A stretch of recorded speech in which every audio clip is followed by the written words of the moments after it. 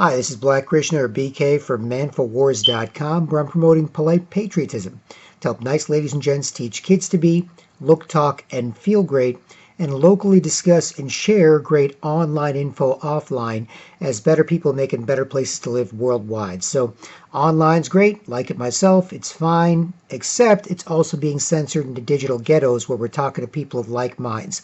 How do you reach outside of that? Well, you got the offline info war, where you promote be polite, everybody likes it, people are more empowered, then it's easier to say or hear get bad guys or take this seriously. Then you got the usual meetings, meet and greet tables, posters, flyers, and more, and you can insert information into different conversations people are having about common issues to help them have better ones, and then get better policies from better politicians and better places to live. And that's how the process works. Typically, people get worked up, they form a group, they meet, they got the meet and greet tables, they got posters and flyers, they get the word out to the neighbors, they get independent and mainstream media support, they get political support, and they get the fluoride out of their water supply, or they get some other changes where they live. So it's a typical, perfectly normal process. Definitely sort of work on that where you live as a piece of advice. But this video is called, What Should We Teach Our Kids About the New World Order? What should we teach our kids about the New World Order? Now, for people that don't know the New World Order term, it's pretty well used by globalists or people working for globalist super rich people who want to create a one world government underneath the United Nations and other international groups. George Herbert Walker Bush, the first Bush president, he used it a few times in speeches. People like Henry Kissinger have talked about it. And the idea of a world order. What is the world going to be? We don't want an unstable world where things are going crazy and there's people are going to war and so on. We want a world order, right? And so when they talk about that, they mean that the whole world is ordered by a central command system like the United Nations and other groups, World Trade Organization, International Criminal Court, and others. And that's globalism. Nationalists in different countries worldwide try and fight to preserve their national sovereignty, their culture, their economy, their borders, and say, no, we have a cool country. We like our country. We like our people. We like where we live. We want to keep it going. And then we could have bilateral deals with different countries that we agree with and so on. We do not want to have our affairs and our resources and our future managed centrally. And that's the difference, right? If America and China sign a deal that they work on, that's one thing. If America and China sign a deal that the World Trade Organization runs, then who runs them? Because they're the ones who are really running America and China as part of that deal, for example. And the New World Order has a lot of brainwashing and propaganda associated with it. And so what do we tell our kids, right? You can't just tell them nothing because they'll be screwed up by it. You can't just tell them everything because they're kids. But I think it's a worthwhile argument. And for responsible adults out there, it's just like telling your kid that sometimes there are bad people and you shouldn't, get into a stranger's car, take candy from a stranger, and that sort of thing, right? You don't do it when they're 2, but around, 5, 6, 7, 8, you have those serious conversations to keep them out of trouble. And it's just like all the other trouble they might run into when it comes to the propaganda and brainwashing out there. So on that, I'm going to take us to an article from henrymacko.com. Henry Macko. It looks like Henry Macau, but I've spoken to him and he prefers Henry Macko. Henry, MAKOW.com. There is the website. And Henry Macko is a veteran, former professor, former child prodigy who invented the board game Scruples, and a veteran writer on the New World Order and the Illuminati and so on. He's also a Jewish guy, and he's very much against the Jewish mafia elements of the New World Order. He's not anti-Semitic against all Jews, against Jack and Jane Jew, but just like a former black gang member, speaking in school saying, hey, don't join the Crips, don't join the Bloods, don't join a gang, right? He's saying don't join the Jewish mafia who are some of the main players in this New World Order, among many others. There's also the British Empire never lost after World War II. They just laundered their efforts through different groups like the Council on Foreign Relations in the U.S., Canadian Council for Chief Executives in Canada, and many others, where they've got 2,000 or 3,000 or a few thousand of the most prominent and influential people there that are part of these different chambers of commerce, as it were, who reflect some of the British Empire thinking since World War II in terms of how they want to manage the world. So there's a bunch of different players here, but Henry Mako definitely attacks a lot of the hardcore Jewish mafia that are at the top of this, which I have no problem with. I don't like anti-Semitism or anti-anybodyism, but I do believe that you can't put people above criticism, because then criminals in those cultures are allowed to thrive and flourish. So if you can never criticize any brown guys with blue shirts and blue ties, then I might be okay, but there might be a bunch of ones like me that decide to rob, rape, and murder people. So you got to be a check and balance on that, right? And Henry Mako also is very famous for talking about feminism and relations. He actually lost his job at the University of Western Ontario in London, Ontario, as a professor there because he dared to criticize feminism. Now, he didn't hate women. He wants the best for them. He just thinks this is not the best way to make women or anybody else happy. And for that, he was fired. Right? He was called a bigot and fired. And he's written extensively on that. And on how people are screwed up by ideologies like feminism and others as part of this New World Order. So definitely worth checking out for his commentary on politics and cultural issues. And here at henrymako.com, and I'll post a link to this below, he's got a guest article by a guy named Frank, who's, I guess, semi-anonymous on here. And it says here, 10 Lessons to Teach Our Children About Society, from October 5th, 2019.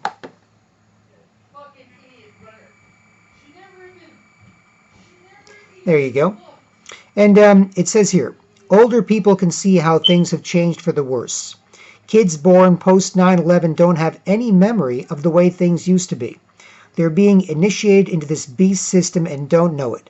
This satanic worldview is normal to them. By Frank from henrymako.com.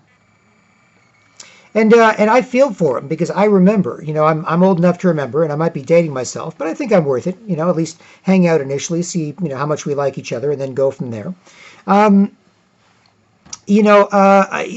People don't remember what the 80s and 90s and early 2000s were like.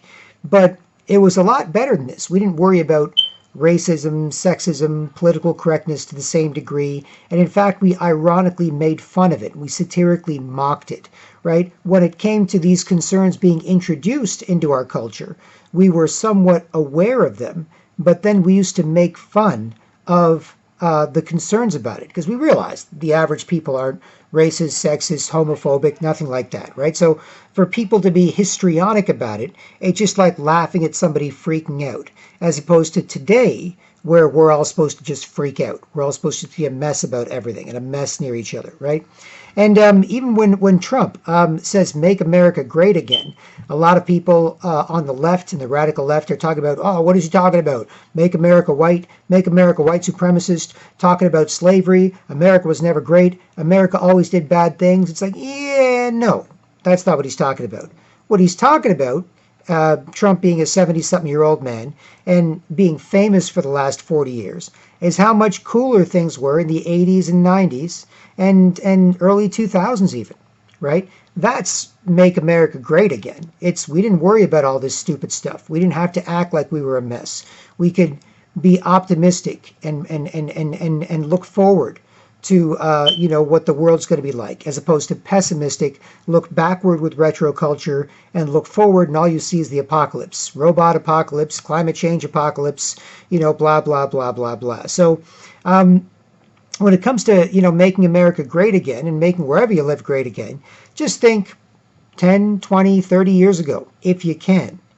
And if you can, then you got to be able to pass it on to the kids, because ideally your kids, our kids in general, in the sense that it's our current culture's kids and every adult out there is in some way responsible for the next generation. Our culture and adults are supposed to pass on a better world to the kids, more opportunity, bigger houses, more prosperity, bigger cars, cooler stuff, not doing a whole lot of damage to the planet or each other, but a better world. And it looks like right now that the consensus is the kids are going to be given a worse world. I heard Roseanne Barr on the Joe Rogan podcast the other day. Doing a great job. And she, in her hilarious way as a veteran comedian, was like, oh, I'm so glad I'm going to be dead soon. I don't have to deal with all this stuff. Oh, my God, the kids today are growing up. And old people are likely to say that, right? But if you're not, a couple of years away from death, right, or less than 5 years away from death, and even if you want to enjoy those 5 years, and plus if you're anybody younger than that, the only way you can possibly feel happy and fulfilled in this environment is if you're doing something about it. And if you're old enough to know better and young enough to do better, then you definitely should on behalf of our kids. So I'm going to get into this article by Frank. I don't agree with everything he says, but I agree with a lot of it, and a lot of it's worth considering. And so we'll go through some of that here. And this is by Frank for henrymacco.com. When Graham Nash wrote the song, quote, Teach Your Children back in the late 60s, I don't think he envisioned a world where the satanic elite is inverting all things good and decent to have us accept the beast system. And satanic elite, they're known to be into this sort of thing. They use pedophilia as their main human resources tool to corrupt, bribe, and blackmail people. Because if you're into that, then what won't you do, right? If you're like, hey, I work for Coca-Cola. We have this chemical that's going to cost us millions of dollars to throw out. But if we just put a little bit of it in the Coca-Cola, it'll probably give people cancer in a few years, but it'll save us a lot of money, and we'll make a lot more money, and they won't know. And later on, if there's a lawsuit, we'll have to deal with that, and it'll cost us a lot less to pay off the victims than it would to throw out this toxic substance as part of our manufacturing, right? It's like, oh my God, how could they do that? How could these executives at a major company poison millions of people? It's like, well, they're into pedophilia. The super rich evil cult above them, the satanic pedophile elite cult, corrupts them that way. Uses pedophilia to corrupt them and to bribe and blackmail them. So you might be like, hey, Bob, you've been working here for a while. You're a senior executive. Hey, let's go get a drink after work. Oh, that sounds cool. I'm joining the old boys club. Okay, so you join. And then, hey, you want to do some coke? Well, I don't really do coke. Oh, come on, I got a wife and kids. Oh, come on. Okay, I'll do some coke. Hey, you want a grown-ass woman hooker? Here's a grown-ass woman hooker. Well, I don't want to cheat on my wife. Ah, come on, join the club. Okay, so you have drugs, and then hookers, and then younger and younger hookers, and then finally children, as you're inducted into this special satanic pedo elite hell circle, right? And so that's what he means by satanic pedophile elite. And there's tons of connections. Jeffrey Epstein, most recently, the famous underage girl pimp to super rich people. He was outed as likely being part of a blackmail scheme like this, where they corrupt you that way, they bribe you that way if you're into it, or they blackmail you by saying, you know what, we'll get you, get some pictures of you with these young girls, and we'll use them to make sure you don't do the wrong things or say the wrong things, and you reflect our agenda. So back to this article. Frank says, we must say no to the beast system for our children's sake and future generations. These are some of the things we must teach our children. The beast, like in the Bible, satanic mark of the beast. You're going to wear something on your head or something on your hand to buy and sell. Well, they've already introduced microchips that you can put into the sort of fat part of your hand there. And they're already in use in certain countries to use the transportation system or to get into certain buildings, right? So that could certainly replace a credit card, right? And then with everything digitally controlled and no more cash, you could quickly be cut off if you screw up and piss off the system. So that is the beast system, or at least part of the beast system that Frank is talking about. So he says, these are some of the things we must teach our children. Number one, Teach your children to be independent and creative thinkers. Teach them not to blindly follow what's popular or trendy, to question authority. Teach them to think critically and be their own person. And kids, like everybody else, are caught between the groupthink, want to get along with everybody, do the same thing as everybody else, and I want to be a happy, fulfilled, unique individual, making my mark on the world, expressing myself, having people validate me uniquely, right? So, I think it's important to sort of explain that dichotomy to kids and to say out there, look, you're going to want to do both. Everybody wants to do both, right? But as part of doing both, that's how you build character. You build character by being a good person that can get along with other good people, and you build character by being a good person who can take a stand against the crowd, right?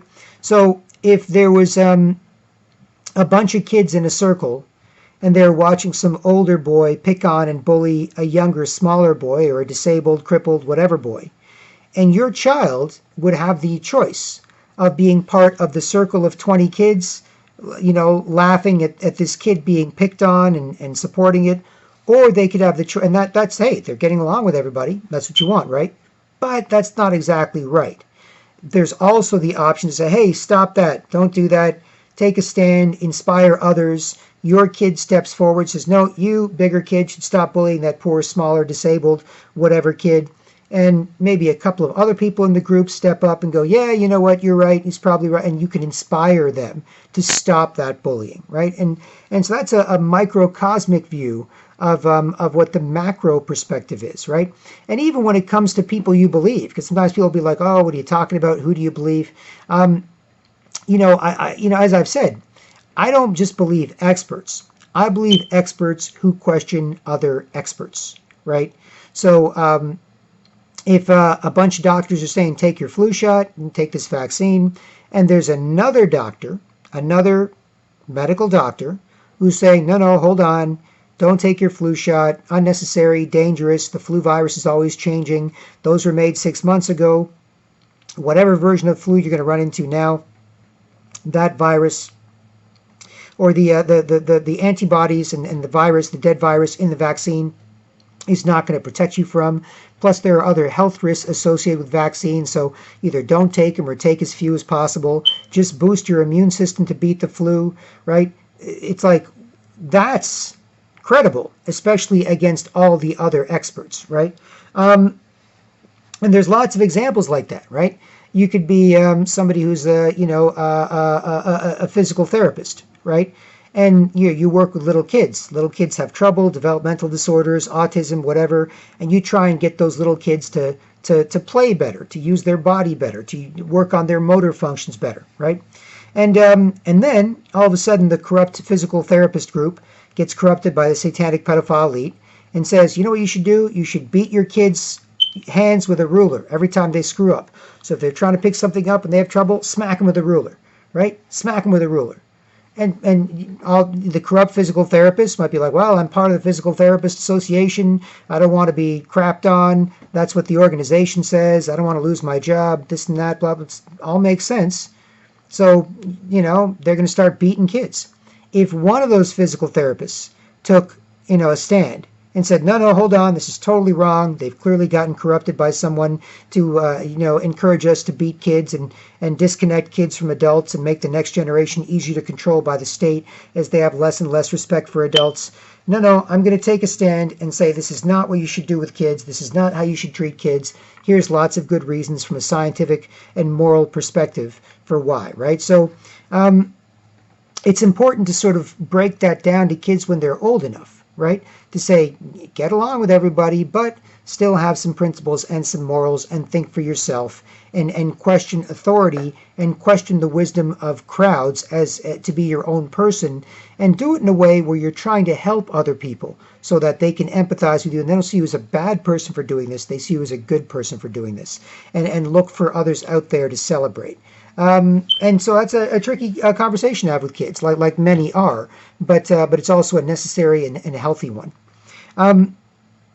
The second point from Frank here from henrymacco.com is number 2. Let your children know that Satanism, witchcraft, cannibalism, gender fluidity, pedophilia, and sadistic acts of violence in pop culture and entertainment are unnatural and not part of some organic movement in evolution. Let them know this is vile, wicked, and evil.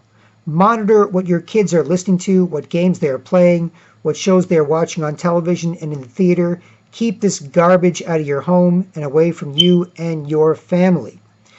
Well, now this is a loaded topic here. Whoa, witchcrafts, cannibalism. Well, look, I remember a few years ago in my investigations in this area, some friends of mine, their kids or whatever, different ages, sort of interacting with them about what their kids are up to. And some of the young adults out there reading young adult fiction. Oh, this is teen or tween fiction meant for kids who are old enough to read and getting into that, pre-high school, early high school stage, age, say, 8 to 14, right? And I'd go to, a local major bookstore, one of the Barnes & Noble chapters, whatever, bookstores, and I'd look at the teen section, and I saw all these books about witchcraft and spells and the occults. And this cute little girl puts a spell on, this cute boy to try and get the cute boy to like her. And this girl's a witch, and this girl's a this, and this guy's a that, and blah, blah, blah, vampires, and, Twilight, the TV show, and all this sort of thing is soaking our kids in the occult. And when they get used to the occult at the ages of 8 to 14, is it any surprise that by the time they're in their early 20s, they're susceptible to brainwashing? They might join a real cult. They might become Satanists themselves as they're adults, right? So it's important to push back on all these things and to say to your kids out there, look, there are some bad people or people doing bad things who have some control over some aspects of our culture. And so you need to bring to me anything you think is wrong, right? Anything you think is morally wrong today. Anything you think, if you're reading a book and you're like, well, bring me these questions as an adult and say, I'll see if that's, if I can help you answer that question, or if you should even be reading that book or playing that video game and so on. So I would say, give your kids a broad overview of, what some of these things are, depending on their age, and then encourage them to bring questions to you. A lot of times these days, parents so busy, parents work, this, no time for this and that. I just want to give the kid the iPad and let him play with it and have 5 minutes of peace and quiet to myself. I don't need more. No, you should always be encouraging your kids to communicate with you more, right? And I get that stuff, but it's still not an excuse to not be a good parent, right? If you can't be a good parent, you got to dial back on some of the other things, right? Work less, play less, whatever less, and get out of the idea that you've got to be more selfish, especially when kids can be a source of strength and energy and inspiration and happiness. Kids make you happy. That's what they're designed for, and that's what we're designed for. We're supposed to look at them, smile, want to do something for them, want to help them out. And all the anti-kid propaganda and brainwashing out there is corrupting our ability to do that. So, and when it comes to monitor what your kids are listening to, watching, and so on, there's a famous Elsa and Spidey videos, Elsa and Spider-Man videos, or Spider-Man and Elsa videos from YouTube. Big controversy just a couple of years ago, where adults were dressing like the character Elsa, a princess from Frozen, and the character Spider-Man, right? So all the girls love Elsa, princesses. All the boys love Spider-Man, great. And then they were doing degrading things to each other, degrading things to kids, degrading things in front of kids, pedophilic things with kids, really disgusting, vile things, really corrupting people. And they were doing it in the style of a children's video. So if you're a parent out there, that's like, well, YouTube's on autoplay, and they're just watching kids' videos, so I'm sure that the next video that pops up and that keeps my kid busy might be, might be kid-friendly. No, there is a pedophilic and satanic propaganda disguised as children's videos that are playing next, right? So all of a sudden your kid's watching some happy, fun Mickey Mouse stuff. The next video plays and it looks like that, except it's, dead baby or baby dolls with bugs coming out of their mouths. It's little kids complaining about being injected in the butt. It's Spider-Man and Elsa, dry humping each other on the ground while little kids stand around confused watching them. This type of evil stuff, right?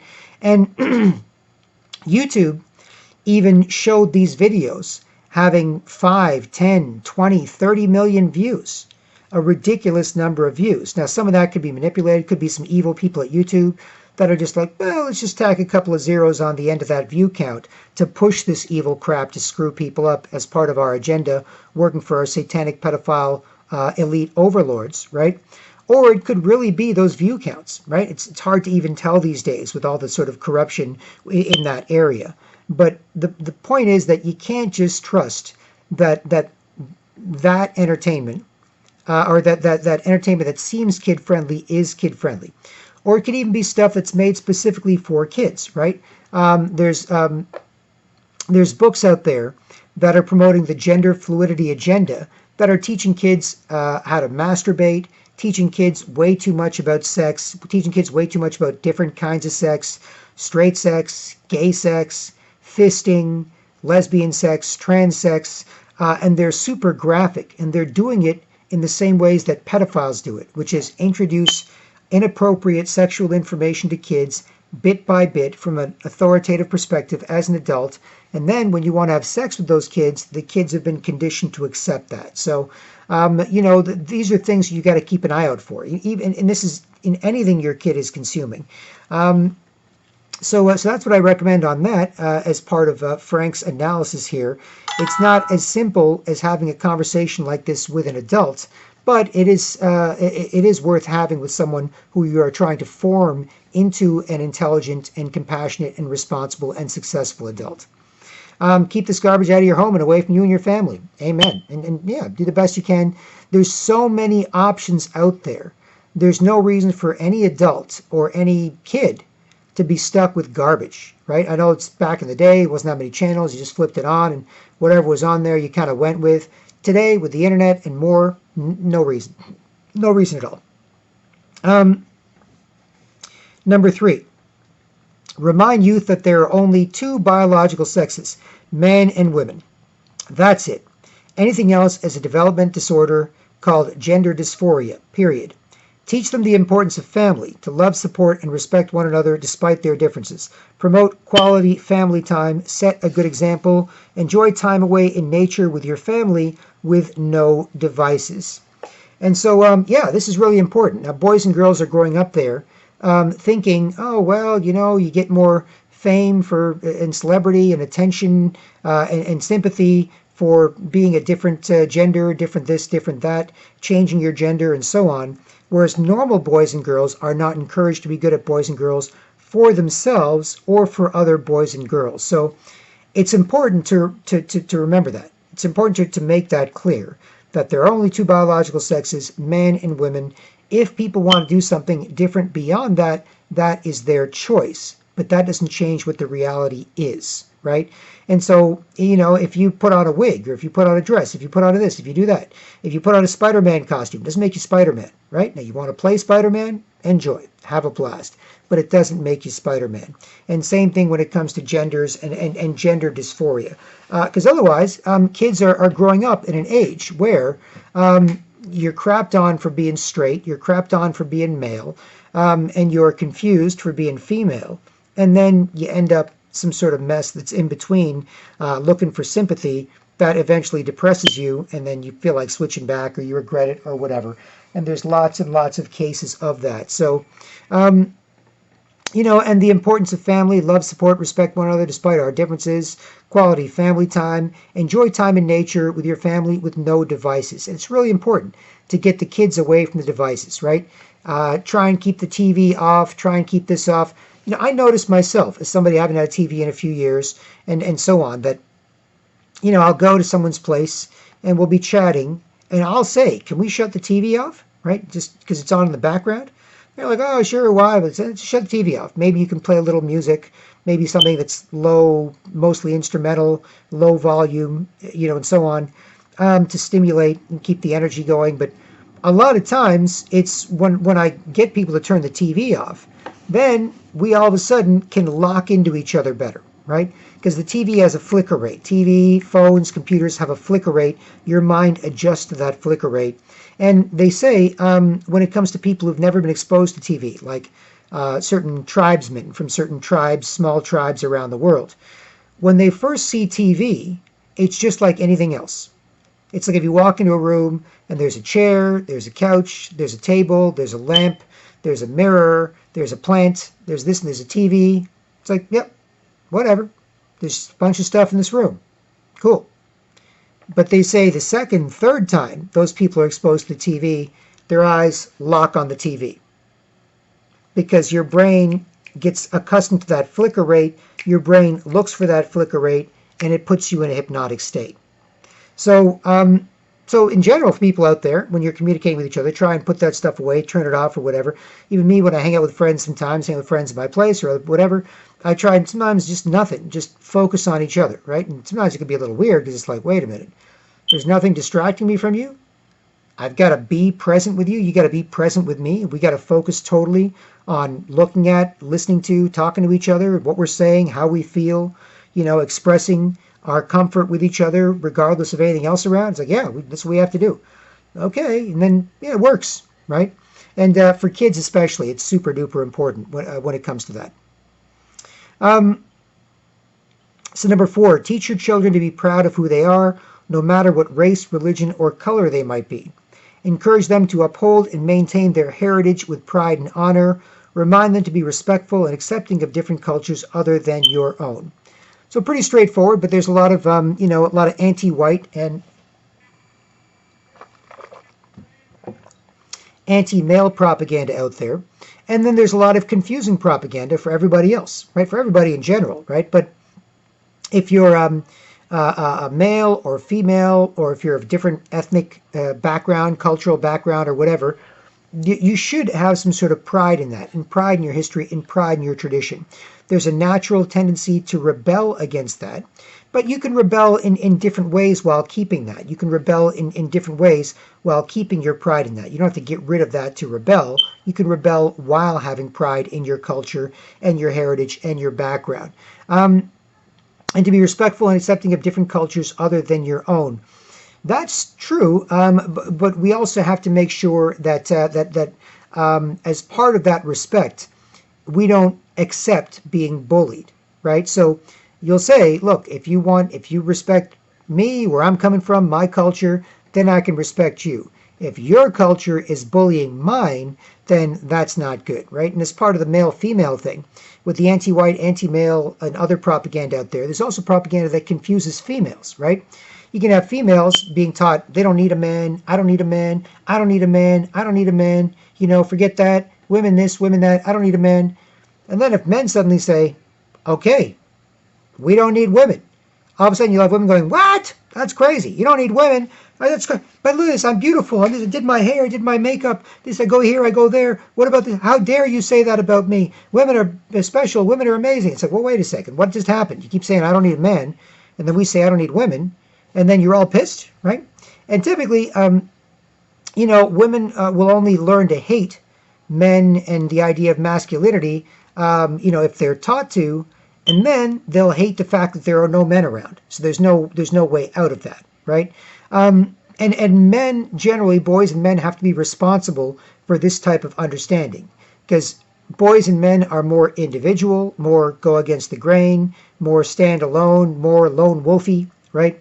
Whereas women are more collective, more what are we all doing, more, sheep-like, right? And so it's less likely for a woman to kind of, take a stand and look into these things, right? If you look into something and it makes you more and more of an individual and more of someone who challenges established orthodoxy, you're moving further and further away from the herd, the collective, what everybody will like, how everybody will like you. So it's definitely more of a male and masculine thing to do, right?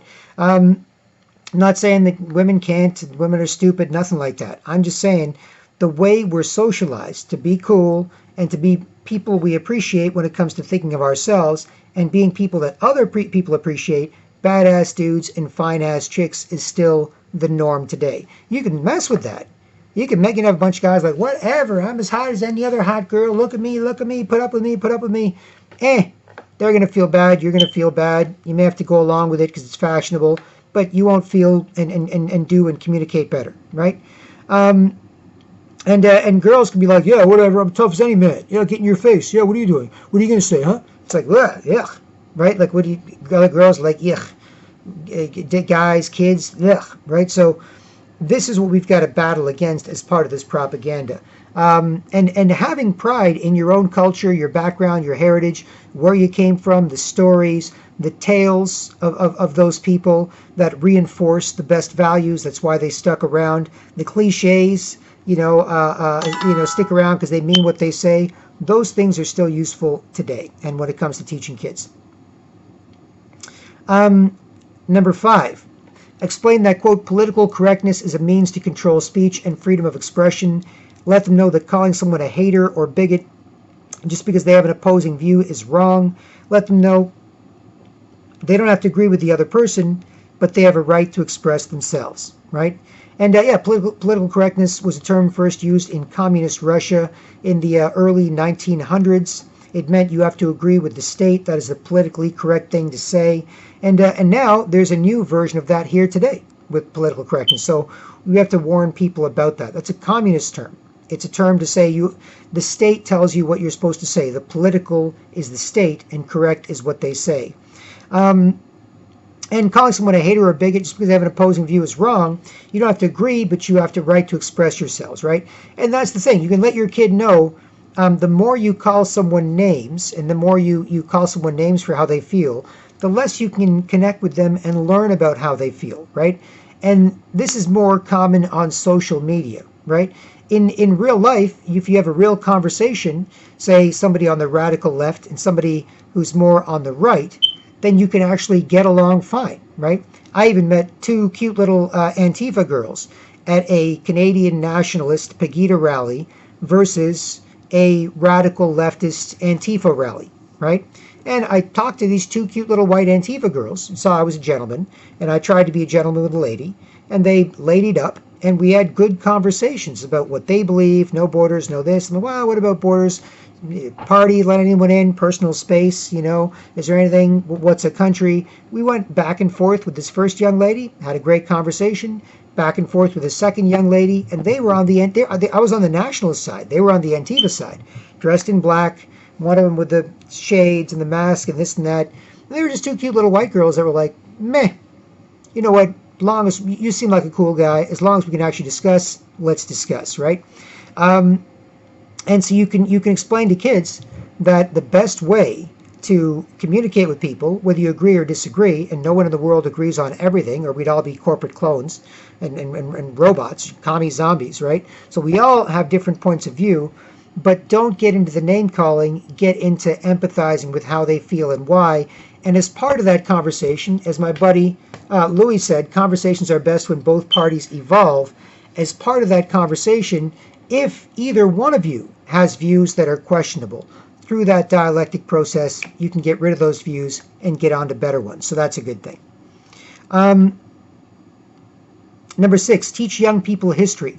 Tell them stories about how most wars are needless and full of suffering and death. Let them know that war is a racket and that international bankers finance both sides for profit. Help them understand that communism is a failed, brutal system of totalitarian control, and history proves it so. When it comes to history, a lot of history is being rewritten today by the culture, and especially in digital culture with videos and so on, it could just be erased, right? Articles have been changed, history's been hidden. If you look at old dictionaries compared to new dictionaries and so on, a lot of this stuff is getting messed with today. So it's important to teach kids real history and make sure they pass it on as well. When it comes to war and international bankers and communism, again, all worthy conversations to have depending on how old your kids are. But you can raise them to be pro-gun and anti-war, pro-self-defense, and so on, and yet anti-war, anti the idea of the last step when it comes to failed diplomacy being something that people in charge are resorting to far too easily and often for nefarious ends. So it's not like they tried to do the right thing and they got screwed up, but it's more like no. In actuality, there's a lot of money to be made in war, and that's often why it's sold. And then communism, failed brutal system of control, and history proves it. So, yeah, you can warn your kids against communism. You can say, look, communism is where the government controls everything. You're not allowed to do anything. If anybody disagrees, you're punished. And that is a bad system. And you can expand into that with the identity politics and the way communism is often flexed today, or even the climate change stuff, where that's a new form of communism. Watermelon green, green on the outside, commie red on the inside. Get the whole world to submit to a global governance structure to protect the whole world from us. That's another form of communism you got to warn the kids about, among many others. Or another aspect of communism, neo-communism, to warn kids about, among many others. Number 7. Let your children know that having 5G technology is not about faster speeds, but a system of mass surveillance, mind control, and EMF radiation illness, aka cancer. Remind them that just because they say they don't care if someone is listening in on them because they have nothing to hide, let them know they have a right to privacy and should enforce that right at all times. Encourage them to hardwire their internet connection and use a corded mic and headset when using a cell phone. So yeah, this is when it comes to kids and the internet and so on, definitely a good idea to warn kids about this sort of thing, some of the health risks there, make sure they've got an earpiece for their cell phone. And when it comes to mass surveillance and mind control and radiation, these are all things you can get into with them as they grow older at different levels, right? And protecting privacy is key. Now that we've got the Google Home Assistant and other home assistants, Amazon, Alexa, you've got your phones, camera and microphone listening to you. I put a little bit of tape above the camera on mine. And they're now admitting, yeah, we're listening to you. We're just doing quality control. We're seeing how our devices are working. Or we're listening to you. We're looking for stuff to sell you. Well, that information can be used to control people. So that's something important to pass on to kids. Say, protect your privacy because your privacy is important. That makes you a unique individual human. It means you have self-respect. It means you've got sovereignty over your mind, your body, your thoughts, your person. It means that you can be a unique person, right? Without privacy, if we're all know everything, all the same, nobody says anything different, nobody's got any uniqueness to them, everybody can hear everybody, then you're no longer a unique individual. You're conforming to the global groupthink. And that's currently what's happening today with a lack of privacy. You can say, oh, I got nothing to hide. What do I need to? It's like, yeah, but you still shouldn't have your right to privacy taken away because you're innocent and have nothing to hide, right? They're treating you like you're guilty. And they're taking your privacy away and they can spy on you anyway. And that's crazy. So these are sensible kind of philosophical and safety tips when it comes to using new technology to pass on to kids. Number 8, explain to young people that the popular mainstream actors and musicians they adore, idolize, and model after are not, quote, real people. Help them understand they are controlled, manufactured products of an industry that promotes and or covers up Satanism, pedophilia, drug abuse, mind control, and murder. And yeah, it's important to make sure your kids out there, when it comes to hero worship, are not hero worshiping people they don't understand, right? It's a common thing that happens. We obviously know a lot more today than we used to, so it's a lot easier to have these conversations if you can, fact check some of the information. But you can see what Hollywood does, right? With Britney Spears, right? Britney Spears, young child actress working for Disney, and then as soon as she turns 18, whore's out, dresses like a stripper. I gotta break free. I gotta be me. I'm an adult now. I just turned 18. That's not an adult. Your brain doesn't stop developing until 25, right? It doesn't stop forming till you're 25, right? So you're not much of an adult, even if you are an adult, and you shouldn't make a decision to completely whore out after you were just a child star as a sign of you being an adult. Now, if she's like 18, 19, 20, 21, 22, 23, 25, and she grows into it over time, that's a little different. All right, she's a hoe. She's a hoe. Hope she's not a bitch, and hope, doesn't treat people bad. People don't treat her too bad. It happens. Sometimes there's hoes. No big deal. But what Hollywood does with Britney Spears, with Christina Aguilera, with Miley Cyrus, formerly Hannah Montana, is they get a generation of girls addicted to their character as a young lady. So these 6, 7, 8, 9, 10, 11, 12, 13-year-old girls loving, say, Hannah Montana, the Disney character. And then as soon as she turns 18, Hannah Montana turns into Miley Cyrus, the super whore, right? That's it, on stripper poles, shoving my butt in strange men's crotches, showing off every inch of my body, getting tattoos, talking about how I'm a freak and I'm, not straight, I'm lesbian or bisexual or I'll do anybody. It's like, whoa, what the hell? And as part of our pop culture, these young girls still have that connection with Hannah Montana. I talked to a couple of young ladies when this was happening with Hannah Montana, just friends of mine's kids or whatever. And they were like, I liked Hannah Montana, but I don't really like what Miley Cyrus is doing. She's kind of dirty now, right? It's just like, it was kind of shocking to them to see their young lady childhood hero suddenly super whore out.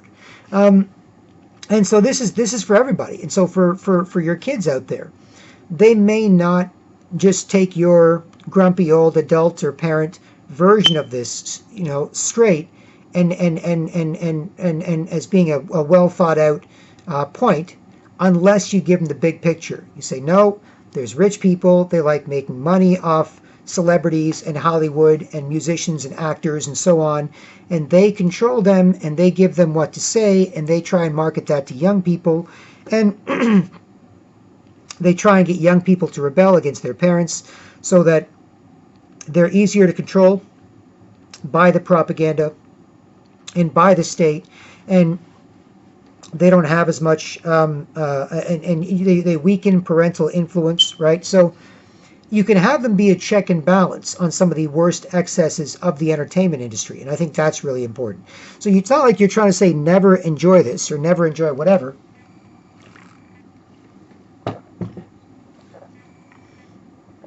You're just trying to give them some context with kids and people in general, adults even, to say mitigate your appreciation for this, right? Mitigate your appreciation. Can you still like this? Yes. But can you reject parts of it? Sure, right? So for example, if if one of your kids' favorite rappers or athletes or singers or actors or TV stars or whatever is suddenly like, well, America sucks, America sucks, America sucks, the flag sucks, burn it, blah, blah, blah. Your kid will be like, I like that guy, but I reject that part, right? Or if Charlize Theron, famous Hollywood actress, suddenly starts dressing her little kids, her little boy kids, little black adopted boy kids from Africa that she got, like girls, and be like, good actress, but probably a bad parent, right? You can separate. So that way, the idols that young people have are not everything they say is godlike, everything they say is perfect, they're so talented, right? You say, no. They're part of an industry that promotes certain ideas, or they've got their own flaws. Don't take them and what they say as the gospel, right? Don't take that seriously, and mitigate some of your appreciation for them in intelligent ways. So and you talk about how corrupt, a lot of Hollywood is and a lot of the music industry is. And you can find sources today. It's not just like you talking with your kid. You can find sources today, and you can watch stuff together, right? You can sort of red pill your kid and then have them grow up to be diplomatic in the real world, but also a positive force. So you don't just, get in everybody's ear. The human mind is not a dumpster you can throw anything in. But you can have a gentle pushback, and you can be one of the smarter, more responsible, and capable members of your social circles. And that would be ideal. That's an ideal way to raise a kid, right? Celebrity X does something that all the other kids are miserable. Your kid comes along, helps them chill out, understand a bit more of the big picture, and not feel so bad, right? That's a healthy position for a kid or an adult to be in, for that matter. Number 9, teach them that porn is not a reflection of reality. Porn is not about love and intimacy. Let them know it is an evil, satanic tool to get them to normalize and accept debauchery, sodomy, incest, infidelity, pedophilia, and bestiality. It's there to degrade and objectify women and make men weak, physically, mentally, and spiritually. Teach them that porn's ultimate goal is to destroy the family, destroy their God-given unique male or female identity, and blur the lines of sexual age appropriateness. Wow, couldn't say it better myself. Don't watch porn. Don't watch strange, possibly gay men having sex with former child abuse victims and drugged and abused and molested prostitutes. Try and avoid it if you can, right? A lot of the guys in porn, a lot of them are actually gay or bisexual. They're not even straight. That's why they can maintain their erection for so long. That's why they'll do gay or straight porn back and forth. And porn actresses have talked about this. Porn itself messes with your brain. There's the lizard part of your brain, sex and violence stimulated, the sort of primal parts of your brain. It's a hell of a lot worse than what I ran into when I was a kid, which is some crumpled up, something torn out and crumpled from a nudie magazine, and it was just a naked chick, and you're just like, naked chick, right? Or if you were on TV and you were watching some movie, and all of a sudden some boobs popped up or a nipple, you're like, ooh, boob, oh wow, that's amazing, look at that boob, right? It isn't, when I was young, it was just about seeing hidden attractive parts of the female body. It wasn't about what somebody was doing to that body, right? These days, it's about abusing that body, degrading that body, getting away with that body. And some part of your brain will think, well, I'd never get a hot girl. Oh, look what he's doing to that hot girl. I think I'll never get one to even look at me or talk to me. And look at what that guy's doing to that hot girl. Oh, I can take out all my resentment that way. But it's ultimately really, really bad for you. It even makes you go blind. There's a great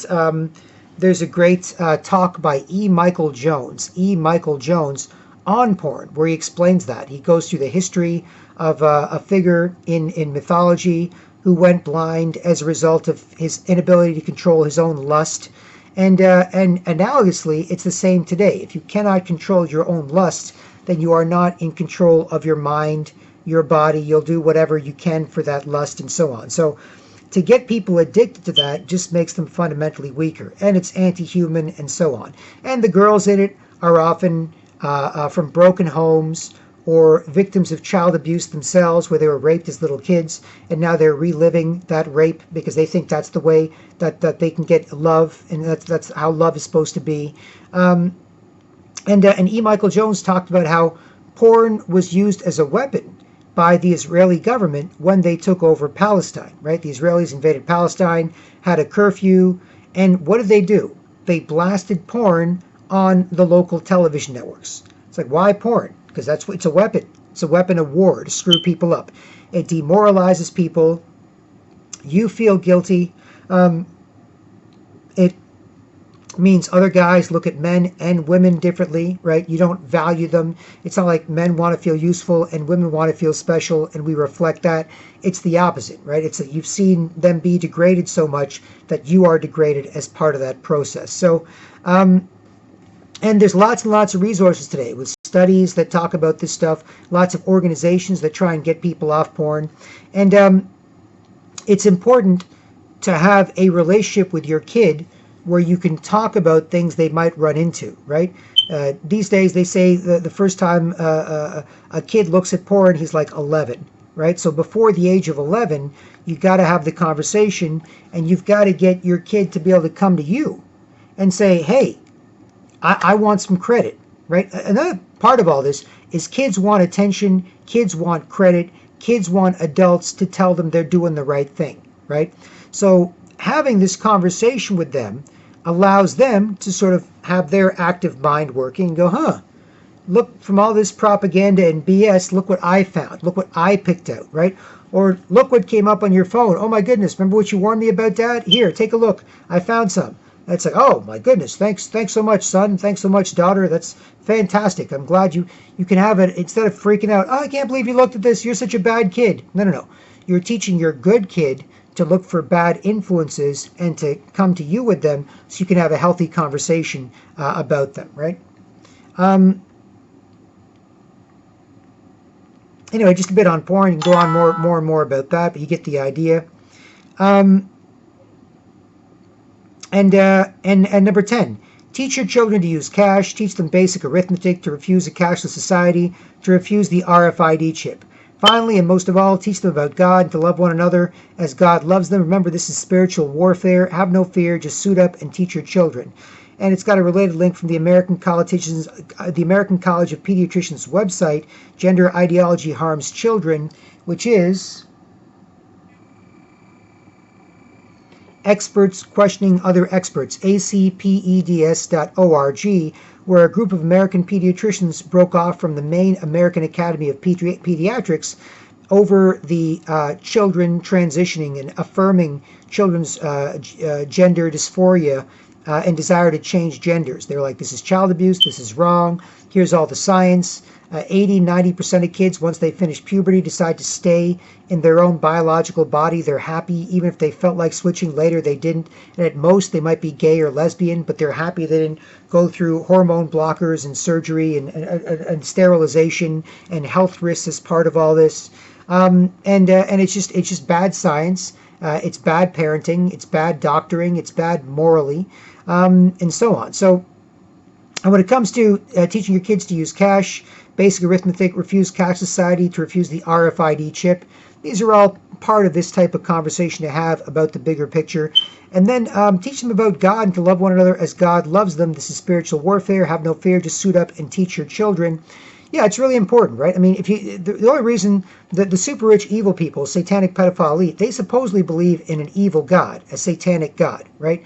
And they know it's a source of strength and a source of inspiration for them, just like they know a moral God is a source of strength and inspiration for the rest of us. And so, in this culture where we're encouraged not to have respect for men, women, institutions, straight people, different groups, and so on, right? It's important to try and fight to keep that respect. So even if you are not religious out there, being taught to have no respect for religion is wrong.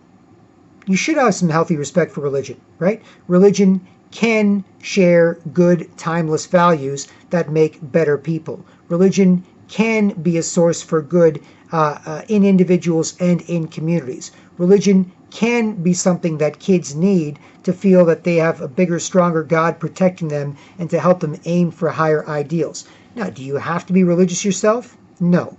But is it probably a good idea to respect it and get respect back and have good conversations about the pros and cons? Yes. And to teach kids? Absolutely. Give kids that type of moral basis. And then from there later on, if they decide they don't want it, they can change. But too often these days, it's about taking away the option from kids, right?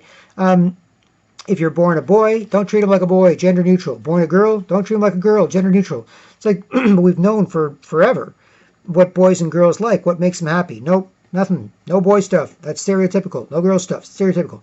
But if they want to switch genders, then we look at all those stereotypes to figure out how to make the boy who changed into a girl happy as a girl, or the girl who turns into a boy happy as being a boy, right? So there's all these things that we've known that we're now discouraged from looking to as sources of strength and inspiration in these areas, and God is one of those, right? In more atheistic, liberal technocracies that we're living in today, we're moving away from all of these things that are sources of strength for us and ways to respect each other, right? Like, even if you don't respect religion, you can respect that religion made that person, or even if you aren't religious, you can respect that religion made that guy a nice guy. And it should be something that we keep, right? So that's really, really important there, because kids are growing up in this godless, communistic, atheistic hellhole world. And we need to fight back against that. And even as parents out there, even if you yourself aren't religious, it's important to bring up an intelligent and healthy relationship with God for your kids to benefit from, as opposed to going, nope, forget it. All godless heathens, and don't worry about it, and it's all stupid, and anybody who believes it is stupid. It's like there's so many ways people are dehumanized that way, right? Even when it comes to abortion, right? For years and years, for the last 50, 60 years, since abortion's been legal and popularish, right? We've known that abortion is aborting a baby, right? We've known that. Now we can say that, okay, so if it's in the first few weeks and the baby is just a small collection of cells, then maybe it's not that bad, right? It isn't a baby. But now they're pushing for late-term abortions, abortion up until just after birth, where if you look at the kid, you don't like it, boom, they can kill the kid, sell the kid for organs, right, or medical research, right? They're advocating, and now we're changing from abortion being something that everybody knew was ending the potential life of a baby and of an adult and of a human, to it's like taking a poop. It's just like taking a poop, right? That's part of the polarity and the lack of respect for between pro-choice and pro-life people, right? Even if you're pro-choice, you should respect pro-life people. And pro-life people should respect pro-choice. You should see if you're dealing with good people trying to do good things for people. Or are you dealing with bad people trying to do bad things for people? If you can identify that they're good people trying to do good things, so the pro-life are like, we care about babies, and the pro-choice are like, we care about women. It's like, okay, you both seem like nice people. You should be able to respect each other and discuss this, right? The problem comes when the respect is gone and you're encouraged not to respect the other side, right? So the pro-life people be like, you're all baby killers, you're all scum, you're all this, you're going to hell, you're all... It's like, so the pro-choice side's like, well, screw you people. Or the pro-choice side, says the pro-life side, you're a bunch of Bible thumpers, you're this, you want to take away the rights to a woman's body, you want to control everything women do, you hate women, you're scum, right? That conversation leads to a lack of respect, where on both sides they get screwed up. The pro-lifers, excuse me, get screwed up, might do something super violent, might not be able to nuance their message effectively to change policies for the better when it comes to pro-life concerns. And the pro-choice side comes to completely devaluing the fetus, devaluing the baby. Even if they're like, so what? It's just like a piece of poo. You can chop it up and sell it for body parts. So what? Who cares, right? There's no difference. That is a fundamentally dehumanizing way to look at humans, and that will have other effects as well as part of the general dehumanization going on. So anyway, I bring that up as part of this to say, yes, there's a lot to do, but part of teaching.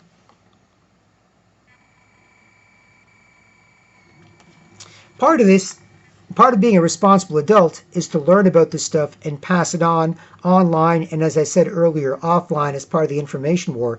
And I hope this video can help sort of inform and inspire and encourage people to do that. Otherwise, feel free to like, comment, subscribe, share, get in touch with questions, answers, ideas to work together, or whatever. Or if you want to have a conversation about some of these things, happy to do that, as opposed to